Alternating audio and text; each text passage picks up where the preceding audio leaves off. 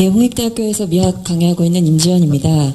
아무래도 정책 관련한 전공은 아니기 때문에, 그리고 또 옆에서 말씀하셨듯이, 네, 저도 철학 기반에서 미학 전공을 하고 있기 때문에 이제 세부적인 정책 관련된 질문을 드리기보다는 이제 전반적으로 코로나 이후로 우리 사회 체제 자체가 디지털 중심으로 전환되고 있는 그 국면에서 좀 챙겨봐야 할 것들이 무엇인가라고 하는 점을 중심으로 좀 얘기를 하도록 하겠습니다.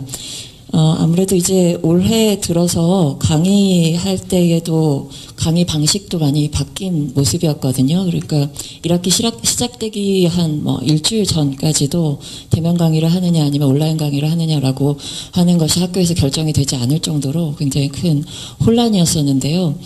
그런데 이제 처음에 줌으로 온라인 강의를 한다라고 결정이 되어서 이제 강의를 시작을 좀 해보니까 아무래도 하지 않았던 방법론이기 때문에 굉장히 학생들도 그렇고 강의를 하는 강의자도 그렇고 굉장히 좀 혼란스러웠었습니다. 1차적으로는 기술적으로 접근하는 것이 너무 어려웠었고요.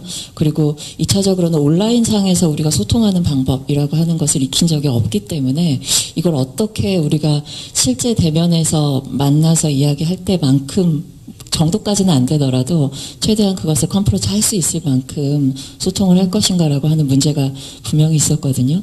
그런데 이제 처음에는 굉장히 좀 어렵고 좀 어떻게 적응해야 될지 혼란스러운 면이 분명히 좀 있었지만 한 몇 주 정도 진행을 해보니까요.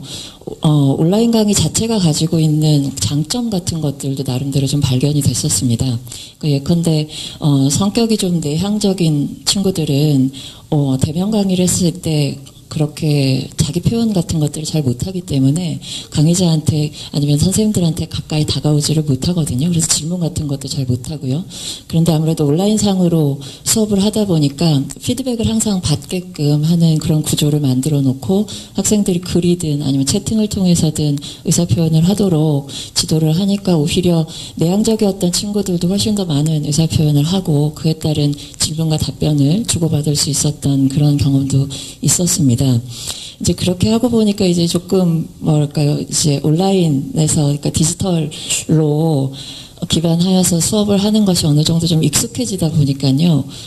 조금 간사한 마음도 좀 드는 것이 계속 이대로 가도 무방하겠다라고 하는 생각도 동시에 좀 듭니다. 왜냐하면 학교에 안 가도 되니까. 그리고 지방 강의 같은 경우에는 상당히 이제 강사들 같은 경우에는 서울에 거주하고 있을 때 지방 강의를 간다 그러면 3시간 강의를 한다 하더라도 하루 종일을 소비를 해야만 하기 때문에 시간에 있어서는 굉장히 큰 어떤 효용성을 경험하는 그런 일이도 있었습니다. 그래서 이제 1차적으로 긍정적인 것, 부정적인 것 어느 정도 좀 경험을 하긴 했었는데, 끝나갈 때쯤에는 저는 어느 정도 50% 이상, 그러니까 60% 정도는 좀 좋은 점수를 줬었어요. 그런데 한편으로 좀 마음이, 완벽하게 내가 답변을 할 수가 없다라고 남았던 거는 아무래도 디지털 기반에서 온라인 상으로 수업을 하고 평가를 하려다 보니까 모든 정보가, 학생들의 모든 정보가 일단은 정량화되어야만 해요. 출석을 어느 정도 했는지, 점수를 객관식 점수를 어느 정도로 땄는지 하는 것들.